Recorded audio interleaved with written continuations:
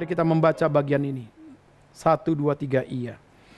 Iman dan ketaatan seorang kepada Tuhan diuji dalam kesuksesan, situasi yang mengancam, genting atau mencekam. Bandingkan dengan Matius 26, 36, 46. Yesus dalam keadaan yang begitu sangat penuh dengan pergumulan. Yesus dalam keadaan yang penuh dengan sesuatu kesesakan hati. Karena dia tahu dia akan mati di kayu salib. Dan sudah tahu waktunya akan tiba. Dia harus mengalami penderitaan sampai menghadapi kematian. Dalam Matius 26 dikatakan, dia berdoa di Taman Getsemani. Dan sampai dia berdoa, dalam sesuatu pergumulan yang sangat berat sekali. Karena dia manusia sejati, dia Allah sejati. Tapi pada waktu dia harus melakukan penderitaan itu, dia harus penuh hati untuk mengandalkan Tuhan. Maka dikatakan, dia mengeluarkan tetesan darah. Apa artinya secara nilai medis?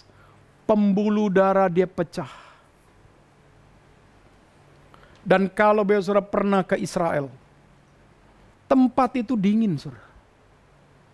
Bisa bayangkan tempat yang dingin berdoa sampai meneteskan daripada darah.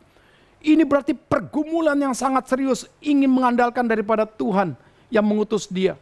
Dan ingin minta pimpinan kehendak Tuhan yang memimpin seluruh pergumulan untuk melewati daripada nilai penderitaan itu, untuk menebus kita. Nah di sini maka saudara kita bisa melihat iman ketatan seorang itu diuji juga ketika ada kesulitan, ada penderitaan dia akan hadapi. Dia lihat secara iman tidak, dia lakukan secara ketaatan tidak, atau dihadapi secara rasio, dia lari pada masalah, dia mengandalkan daripada bangsa-bangsa lain atau orang-orang lain. Kedua kita bisa bandingkan. Yohanes 11 ayat 1 sampai 45 menceritakan bagaimana Yesus diberitahu kepada saudara daripada Maria dan Marta,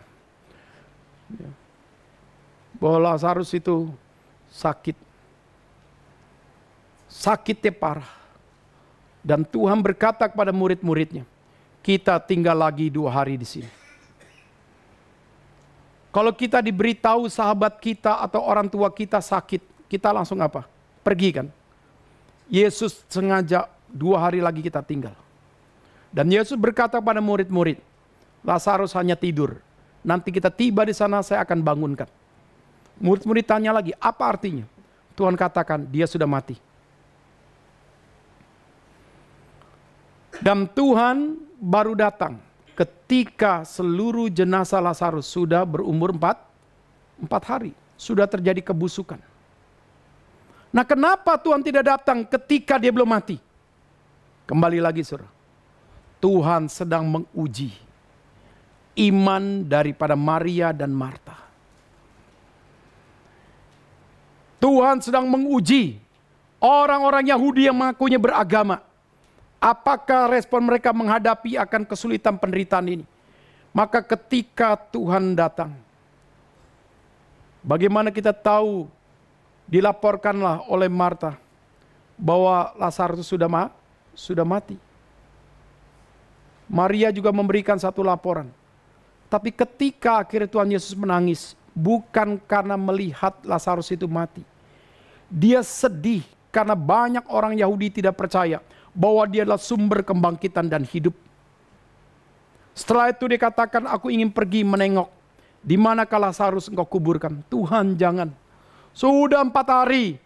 Sudah bau kemana-mana. Tuhan katakan, tetap pergi. Waktu dia pergi berjalan. Maka kita tahu, saudara, ketika batu itu minta digeser, langsung Tuhan Yesus mengatakan, Lazarus bangkitlah. Tuhan tidak memakai nama siapa-siapa. Karena dia adalah Tuhan. Dia pemilik kehidupan kita, dia sumber kebangkitan. Lazarus bangkitlah.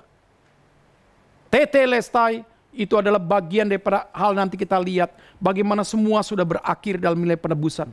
Di sini Yesus lihat ini belum berakhir. Ini akhir dari kacamata manusia. Sepertinya Lazarus sudah jadi jenazah. Bagi Tuhan tidak.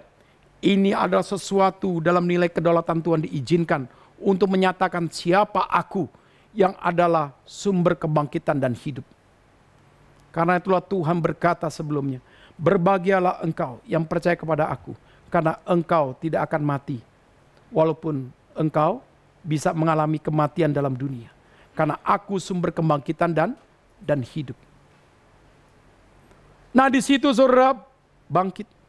Saya tanya saudara, waktu bangkit, ternyata Tuhan izinkan Maria dan Marta nangis terus selama berapa hari? Kira-kira 4 hari. Orang menangis diizinkan Tuhan. Tuhan baru datang.